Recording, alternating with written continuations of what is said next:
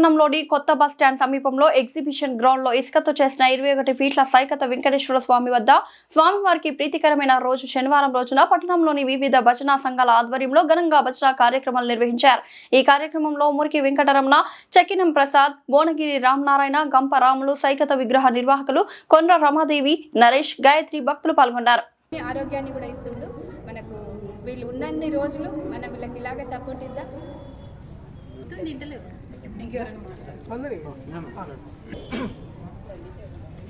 భావింప సకల సంపద రూపమదివో పావనములకెల్ల పావనమయము అదివో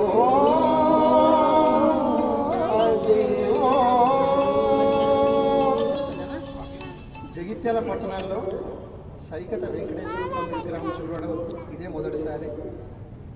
ఎక్కువగా సుదర్శన్ పట్నాయక్ సముద్రం తీరాన వేసినటువంటి సైకత శిల్పాలను మేము న్యూస్ పేపర్లో చూస్తూ ఉంటాము.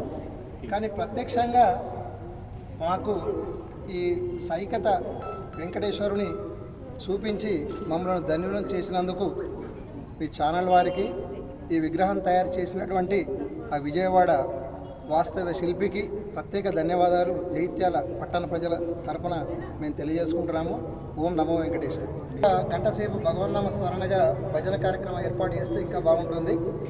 సమయపాలన పాటించి సాయంత్రం 7 గంటల నుండి 8 గంటల వరకు భజన కార్యక్రమము ఏర్పాటు చేసి జగిత్యాల పట్టణంలోని భజన సత్సంగాలందరినీ కూడా పిలిపించి కార్యక్రమాన్ని విజయవంతం చేయవలసిందిగా నిర్వాహకులను కోరుచున్నాము.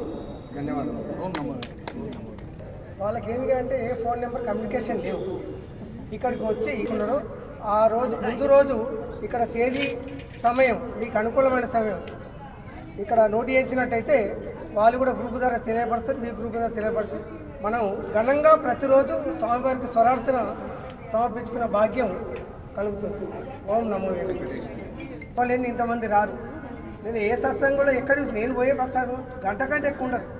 ఈరోజు 3 గంటలైనా కానీ ఏమైనా అంటలేరు, ఏమైనా అంటలేదు. ఇక్కడ మహిళలు ఎక్కువ సంఖ్యలో ఉన్నారు కాబట్టి మేమే ఒక 3 గంటలు మనం స్వరార్చన చేసుకున్నాం. చాలా సంతోషం. సహకరించిన సమస్త సత్సంగ సభ్యులకు, మాతలకు, వృద్ధులకు, పెద్దలందరికీ పేరు పేరున శిరస్సు వంచి పాదాభివందనం చేస్తున్నాం. ఓం నమో వెంకటేశ్వర. ఓం నమో వెంకటేశాయ. ఇది ఉమా రమ,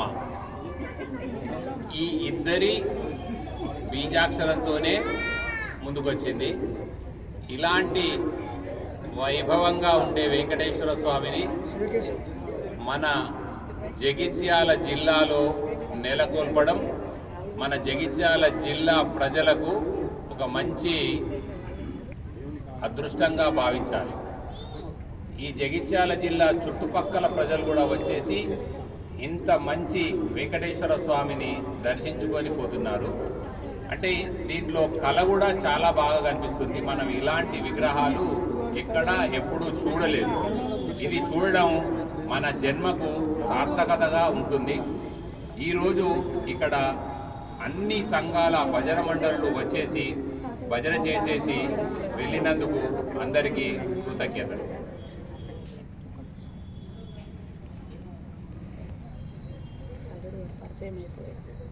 పేర్లు ఎవరికి గుర్తులేవు, ముఖాలు మాత్రం అందరూ నిర్వాహకులు మాట్లాడతాయి.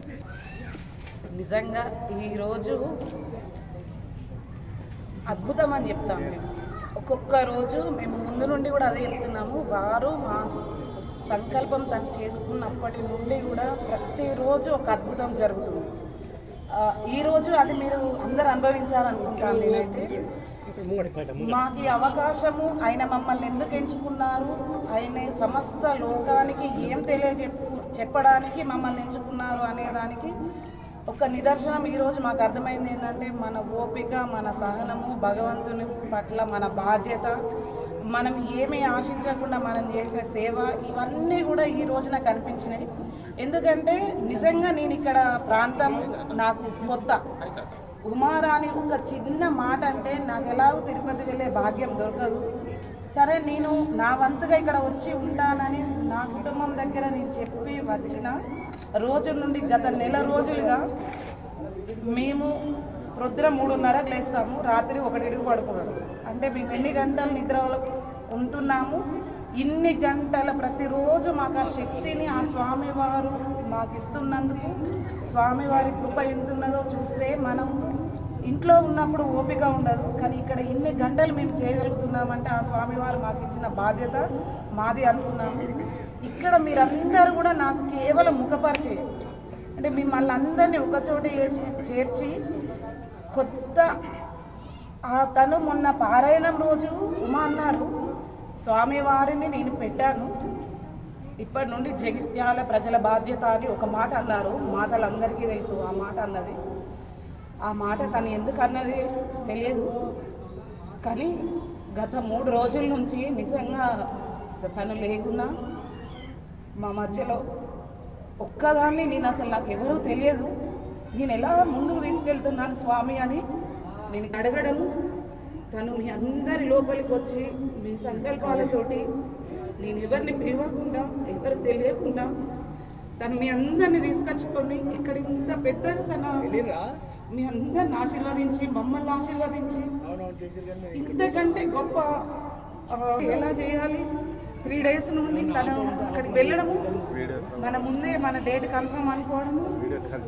అసలు ఎవరు ఏంటి అంటే ఇంకా రమణ గారు మార్నింగ్ వచ్చిన తర్వాత నేను ఇంకా మొన్న నైటు ప్రసాద్ గారికి చెప్పడం అయింది. వాళ్ళిద్దరు వచ్చిన తర్వాత చిన్నగా వాళ్ళకు నేను ఇలా అని చెప్పాను, మీరు కంగారు పడకండి మేము ఉన్నాము అని చెప్పేసి వాళ్ళు ఇచ్చి ఇంత పెద్ద బాధ్యతను వాళ్ళిద్దరూ ఇక్కడి వరకు మీ అందరిని తీసుకువచ్చి స్వామివారి కృపకు పాత్రలను చేసిన ప్రతి ఒక్కరికి పాదాభివందనం చేస్తున్నాం. వచ్చిన మాతలకు, పెద్దలకు, చిన్నలకు, చిన్నారులకు ప్రతి ఒక్కరూ నృత్యం చేసే, ఒకరు కూచిపూడి డైరెక్ట్గా వాళ్ళు డ్రెస్లో వస్తారు, స్వామివారి దగ్గర చేస్తామంటారు. అదేంటి అయ్యా నీ లీలా అనిపిస్తుంది. ఈరోజు మీరు వచ్చి కూర్చున్న తర్వాత కూడా చిన్నారులు వచ్చిర్రు, మేము చేస్తాము అన్నారు, ఒకరు పాడతామన్నారు. నిన్న కోరికల నుండి అమ్మ మేము భజన చేస్తామని, వారెవరో తెలియదు, మాకు వచ్చి మేము భజన చేస్తాము 25 తారీఖు రోజు వస్తామన్నారు. మాకు చేతనైన కాడికి మేము చేసాము. స్వామివి అందరి వారు ఈ ప్రాంతానికి తను తీసుకువచ్చారు, అంతే తనను ముందు పెట్టి తను వచ్చారు. ఎందుకు అని అంటే మీరు ఎంతవరకు తనని ఎత్తుకుంటారు అనేది చూస్తున్నారేమో తన నుంచి.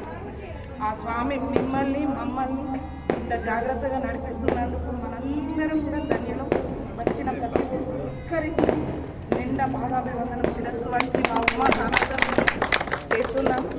మీ అందరి సహాయ సహకారాలు ముందు ముందు ఇంకా మంచి మంచి కార్యక్రమాలు, కళ్యాణము ఆకరణ చేసుకొని 7 వారాల పూజ చేసుకున్నాము అనుకుంటున్నాము.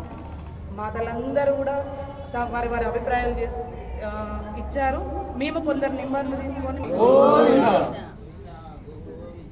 నిమిత్త మాత్రమే దేవుని సంకల్పం ఎంత మేము కూడా 1 month నుంచి చెప్పాము.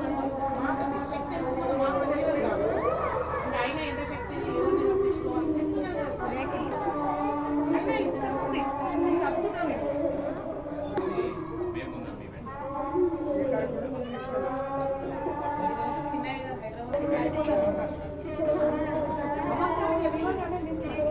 మీకు ధన్యవాదాలు. మేము చేయడానికి మాత్రమే మమ్మల్ని ఎంచుకున్నారు, అంతే. ఇది మేము చేసేదే కాదు,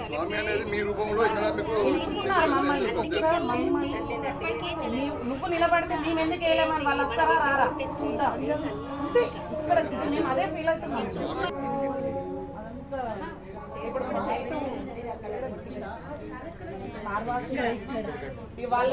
వాళ్ళిద్దరు వైఫ్ అండ్ హస్బెండ్ ఇక ఫోటోస్ కోసం వాళ్ళిద్దరు డెడికేషన్. మీరు అలానే పిలవండి నన్ను రమక్క అని, నాకు హాయిగా ఉంది అని.